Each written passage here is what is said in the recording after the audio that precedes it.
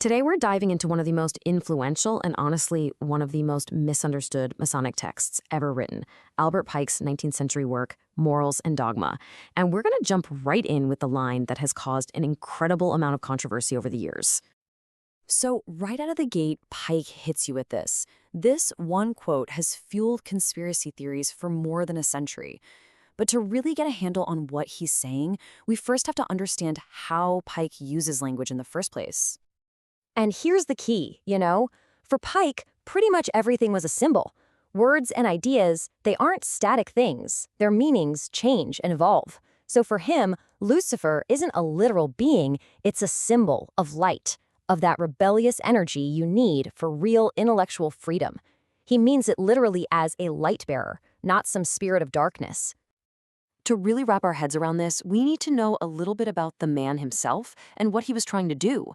Albert Pike, he was this larger-than-life figure in 19th century America, and he wrote this book for a very specific reason inside the Scottish Rite of Freemasonry.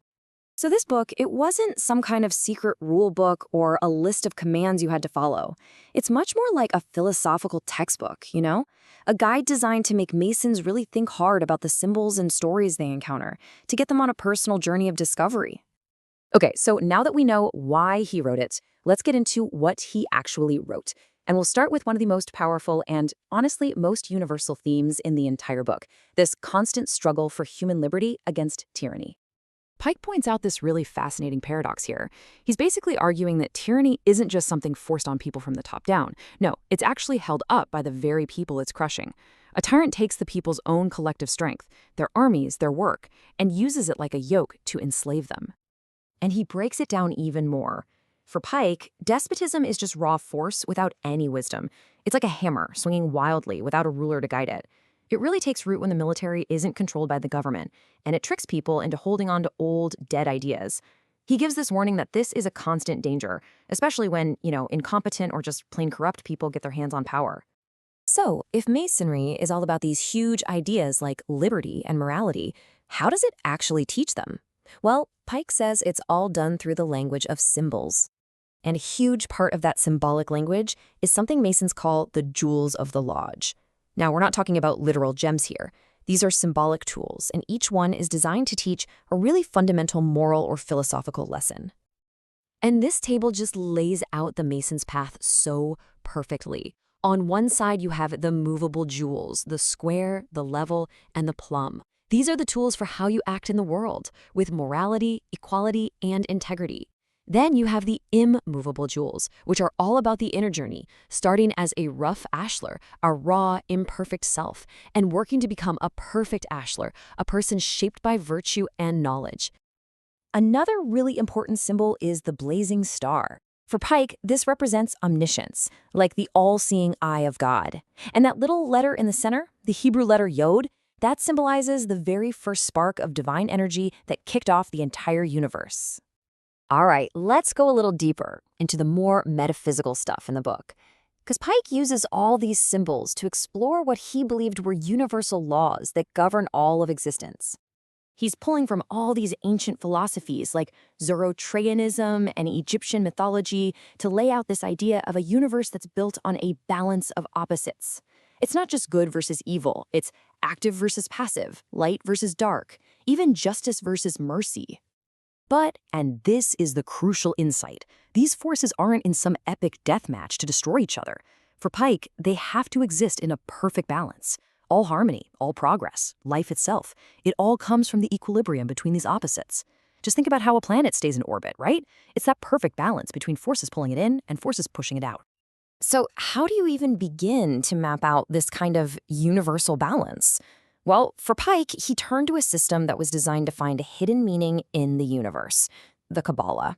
It's an ancient mystical tradition, and he was absolutely fascinated by its use of numbers, not for math, but for their symbolic power.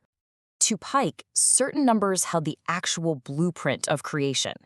So let's start with the number 3. He saw this as the number of the world itself. So in this mystical system, just stick with me, the number 1 is like the single active creative spark. 2 is the passive stuff, the matter, just waiting to be shaped. And when you bring them together, you get 3, which symbolizes the entire created world, this perfect harmony born from 2 opposites. Okay, so if 3 is the world, what about the number that represents everything, the number of completion? For that, we got to look at the number 10. For the Kabbalists, 10 was the absolute perfect number. And why? Because it has both the beginning and the end inside it. The 1 represents the unity of the Creator, and the 0 symbolizes the chaos, the void of matter that everything came from. It's the whole story, right there in a single number. All right, so all of this, the fight against tyranny, the deep dive into symbols, this whole search for universal balance, it's all been building to one final thing. It all leads to what Pike calls the master of the royal secret. So after this whole philosophical journey, after all this work, what's the ultimate truth that a Mason is supposed to find? What is this big secret that sits at the very top of the whole system? Well, the secret isn't some piece of information somebody tells you. It's something you achieve inside yourself. The path starts when you first recognize that every one of us has a dual nature, part spiritual, part material. The real work, the labor, is to bring those 2 opposing sides into balance, to get our intellect in harmony with our passions and desires. And there it is. The true royal secret is self-mastery.